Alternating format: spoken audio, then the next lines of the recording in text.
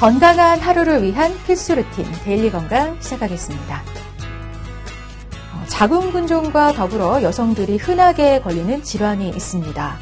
아랫배가 아프고 소화가 잘 되지 않는다면 의심해 볼 수 있는 질환, 바로 난소낭종인데요. 난소의 활동 과정에서 생기는 단순 종양도 있지만 적극적인 치료가 필요한 경우도 있다고 합니다. 그래서 오늘 데일리 건강에서는 난소낭종에 대한 모든 것 알아보려고 하는데요. 산부인과 전문의 여소진 원장님 모셨습니다. 원장님 어서 오세요. 안녕하세요. 반갑습니다. 자, 난소낭종에 대해서 알아보기 전에 먼저 난소라는 장기를 좀 살펴봐야 할 텐데요. 난소는 어떤 기관일까요, 선생님?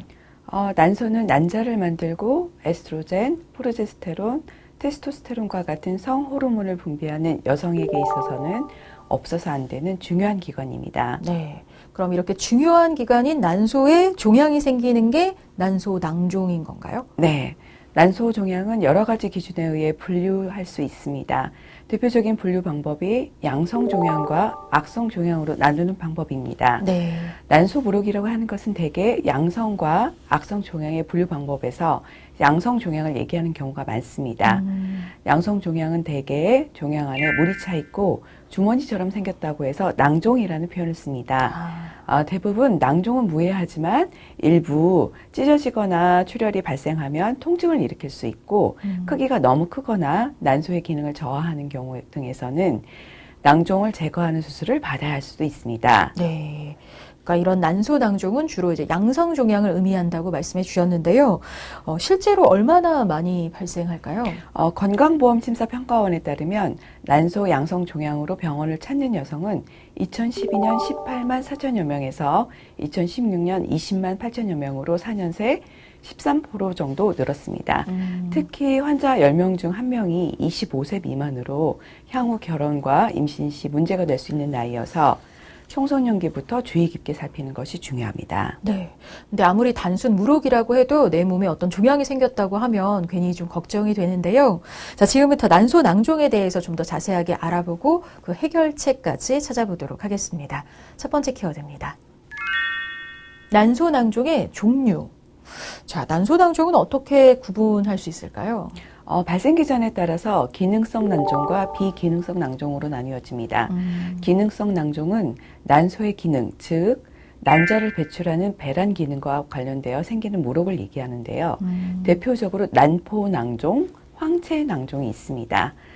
난포낭종은 전체적으로 까맣고 동그랗게 생긴 물혹입니다. 반면 황체낭종은 안쪽에 피가 차 있는 경우가 많아서 안에 그물처럼 생긴 음영이 보입니다. 기능성 낭종은 난소가 정상적으로 기능함으로 인해서 생긴 물혹이어서 병이 아니라 정상적인 생리 과정으로 생각해도 됩니다. 반면 난소의 배란과 무관하게 생기는 종양이 비기능성 낭종이고 여기에는 자궁내막종, 기형종, 상피세포 종양 등이 있습니다. 네, 그러니까 비기능성 낭종도 이제 여러 종류가 있는데 각각 좀 설명을 해주세요. 네, 초음파 소견을 간단히 살펴보면 다음과 같습니다. 기형종은 종양 내에 머리카락과 피지, 연골 같은 것들이 들어있기 때문에 전체적으로 불규칙해 보이는 음영을 보입니다. 대개 10대, 20대에 가장 흔히 생깁니다. 자궁내막종은 안에 초콜릿 색깔의 끈적끈적한 액체가 들어있는 종양입니다. 그래서 초음파로는 전체적으로 간유리 같이 모양이 뿌옇게 보이는데요. 자궁내막종은 대개 생리통과 골방통을 동반하는 경우가 많고 2에서 30대 젊은 여성들에게 잘 생깁니다. 상피세포 종양은 난소의 바깥쪽에 있는 상피세포에서 생기는 종양이고 장액성, 점액성 등의 이름이 붙어있는 종양입니다.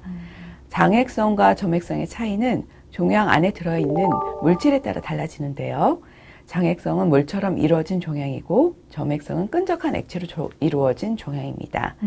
상피세포 종양은 사진처럼 여러 방향으로 나뉜 경우가 많은데 이런 경우는 반드시 악성 종양과 감별을 해야 합니다. 네. 근데 정밀 검사 결과 난소암으로 진단이 되는 경우도 있을까요? 네. 가능성은 적지만 드물게 악성, 즉 난소암으로 진단이 되는 경우도 있습니다. 네. 특히 폐경기 이전의 가임기 여성들의 경우에는 난소낭종이 악성으로 진단이 되는 예는 약 20% 미만이지만 폐경이 된 이후의 여성들에 있어서 난소낭종의 크기가 5cm 이상이라면 악성일 가능성도 고려해 보아야 합니다. 네. 그럼 얘기가 나온 김에 난소암에 대해서 좀 더 알아보겠습니다.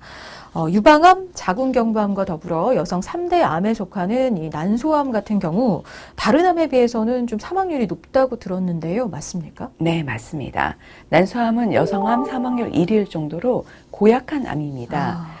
국가암 등록 통계 2021년 기준에 따르면 난소암의 5년 생존율은 65.9%로 이미 90%를 훌쩍 넘어선 유방암이나 80% 선을 유지하고 있는 자궁경부암에 비해 상당히 낮은 수준에 머물러 있습니다. 이처럼 생존율이 낮은 이유는 다른 부인과 질병에 비해 상당히 진행될 때까지 특별한 증상이 없기 때문입니다. 네. 그러니까 드물지만 난소낭종도 악성으로 진단되는 경우가 있다는 거 참고하셨으면 좋겠고요. 자, 이어서 발생 부위에 대해서 좀 알아보겠습니다. 양쪽 난소 모두에 낭종이 생길 수도 있는 건가요? 네, 그렇습니다. 보통은 한쪽에 생기는 경우가 대부분이지만 양쪽에 생기는 경우도 많습니다. 그럼 이번에는 난소낭종이 생기는 이유를 좀 알아보겠습니다. 난소낭종의 원인 역시 종류별로 좀 나눠서 생각을 해봐야 될까요? 네. 난소낭종의 원인은 앞서 말씀드린 난소낭종의 종에 밀접한 연관성이 있습니다. 즉, 다시 말씀드리면 기능성 낭종과 비기능성 난소 종양으로 구분을 해서 그 원인을 알아볼 수가 있는데요.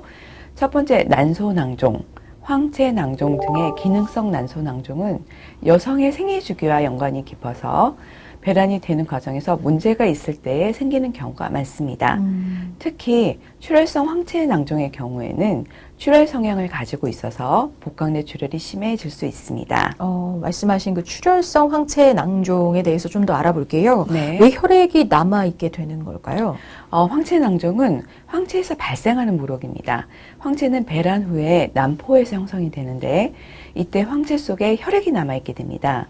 그런데 이 혈액은 대부분이 흡수가 되지만 혈액량이 많거나 흡수 기능이 떨어지게 되면 바로 흡수되지 못하고 혈종을 형성하게 되는데 이것을 출혈성 황체낭종이라고 합니다.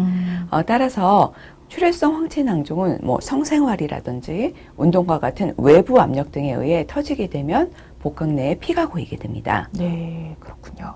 자, 그래서 기능성 낭종의 경우는 이제 배란이 되는 과정에서 문제가 있을 때 생기는 경우가 많다는 거 알아두시면 좋겠고요.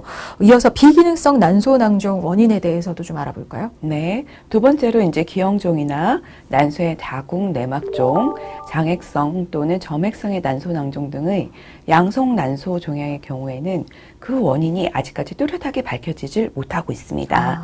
하지만 농양으로 인한 염증성 낭종의 경우에는 골반염이 그 원인이 될 수 있습니다. 그러니까 염증성 낭종의 원인이 이제 골반염일 수 있다는 건데 골반염은 어떤 병인지 좀 간단히 알려주세요. 네, 골반염이란 질환은 질환이나 자궁 경부 근처에 있던 세균이 자궁 경부를 통과해서 자궁의 내막뿐만 아니라 나팔관이나 복강 안까지 퍼지면서 생기는 염증성 질환입니다.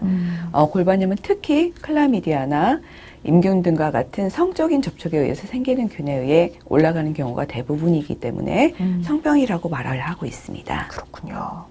자, 난소낭종의 경우는 그 원인, 그 종류별로 그 원인이 좀 다르고 또 밝혀지지 않은 부분도 많다는 점 참고하셨으면 좋겠습니다. 다음 키워드로 넘어가 볼게요.